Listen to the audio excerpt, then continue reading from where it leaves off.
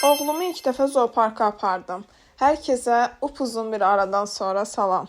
Necəsiniz? İnşallah hamınız yaxşı olarsınız. Burada 2 yaş krizi yaşayırıq.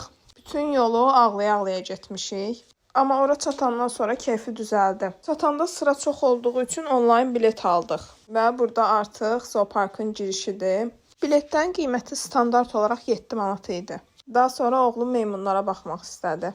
Amma hər heyvana qarşı qəribə bir reaksiyası var idi. Nədir o əbiş? Qorxdun? Qorxdum. Mənim sən sevdiyim flamingolar oldu. Zoopark ümumilikdə çox maraqlı idi.